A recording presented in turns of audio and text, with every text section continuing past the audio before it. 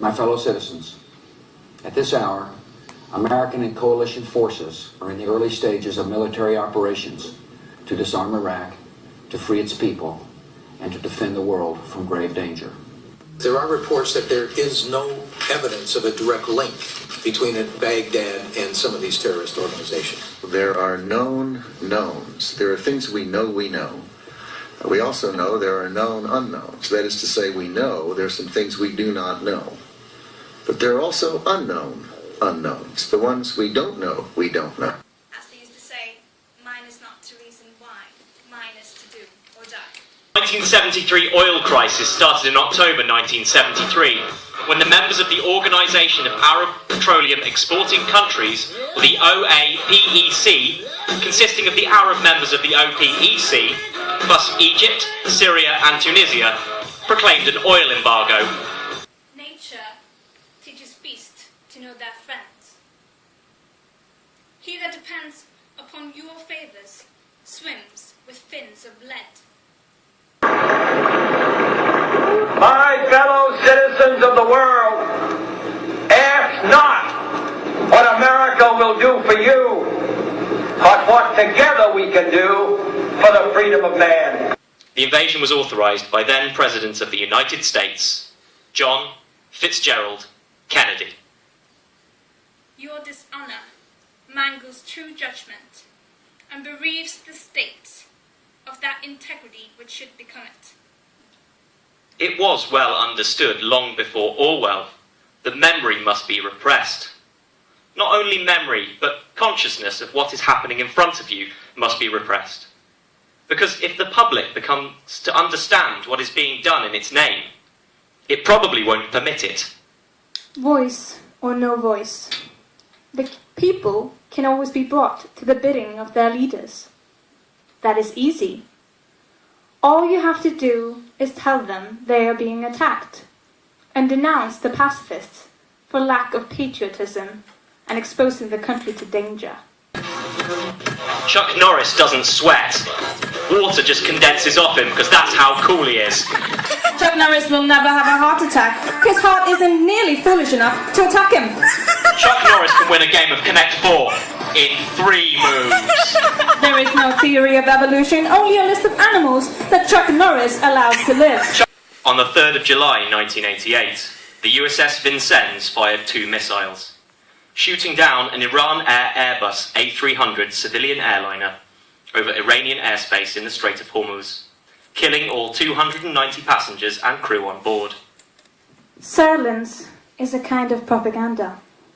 So when you're silent about your own crimes, that's propaganda too. Welcome to intermission.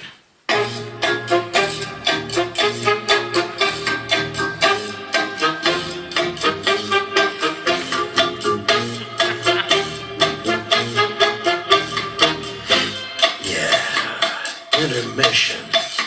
Yes, I think I was proud that a group of men did their best to maintain peace and help communities. Fears were always that he would be killed or wounded. Quite realistic fears at times, and not helped by the press at home being so hysterical. Only the lonely know the way I feel tonight. Only the lonely know this feeling ain't right. I'm stood outside Marathon Sports on Boylston Street, near Copley Square. It's just past 2:45. I'm stood cheering on runners, running for their various charities and causes. The finish line is around 100 yards away, and I'm shouting, I'm encouraging runners to keep going, set their PB, get a good time. I'm watching out for men running in camouflage, men from my son's old National Guard unit, or people in vests from the Samaritans to cheer on. I had lost both my sons, one in Najaf, Iraq, on the 25th of August 2004. I remember this because it was my 44th birthday. He was serving there with his unit. The second killed himself last year, just before Christmas. He'd been struggling with drug addiction and depression since his older brother's death.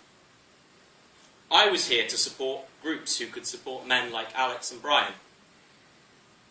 Help those raising money to help others. But suddenly, it felt like my whole world had exploded.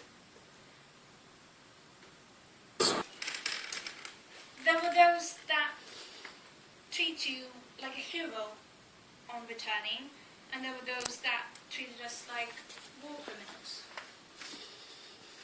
I once got called a baby killer. Things like that stick with you. The medals we're using in the piece were my grandfather's.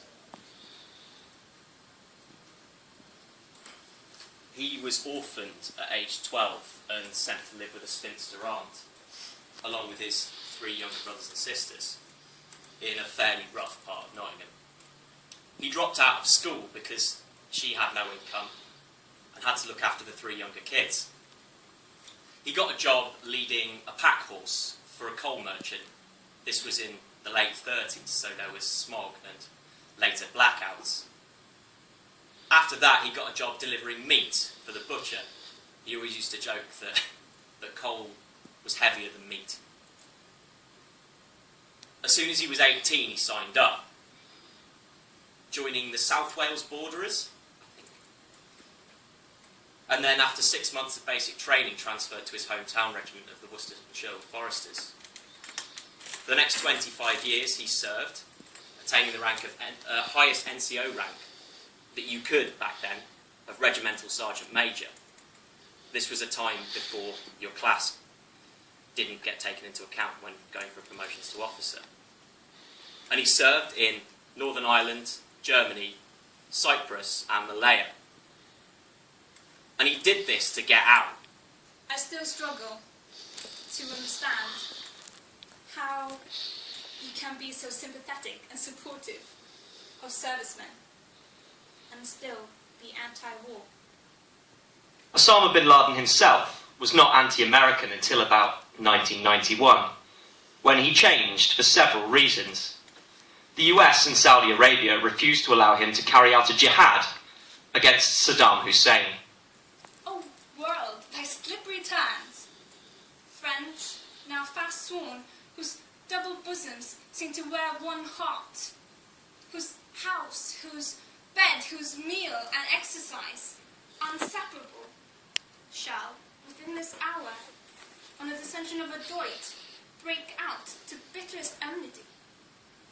So, hellest foes, whose possessions and whose plots have broke their sleep, to take the one the other by some chance, some trick not worth an egg, shall grow dear friends, and interjoin their issues. So with me, my birthplace hate I, and my love's upon this enemy town. I am a former soldier. I completed 1 tour of duty in Afghanistan, refused on legal and moral grounds to serve a 2nd tour, and spent 5 months in a military prison as a result. When the news about the attack in Woolwich broke, by pure coincidence, Ross Caputi was crashing on my sofa. Ross is a soft-spoken ex-US Marine turned filmmaker who served in Iraq and witnessed the pillaging and irradiation of Fallujah.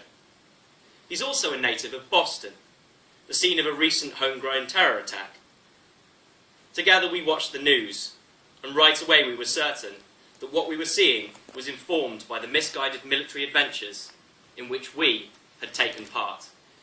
For 12 years, British Muslims have been set upon, pilloried and alienated by successive governments and by the media for things that they did not do. We must say clearly that the alleged actions of these 2 men are theirs alone, regardless of being informed by the rules, and we should not descend into yet another round of collective responsibility peddling. Indeed, if there is a collective responsibility for the killings, it belongs to the hawks whose policies have caused bloodbaths, directly, as in Afghanistan and Iraq, and indirectly in places as far apart as Woolwich and Boston, which in turn has created a political space for the far right to peddle their hatred, as we saw in the immediate aftermath of the Woolwich attack. بصمت دامع بحنين الأم الدافئ ودعته واحتضنته والدته طويلا وطبعت على وجنتيه القبلة الأخيرة قبل لحظة الفراق الأخير بينهما وأوصته بأن لا يعود إليها إلا شيء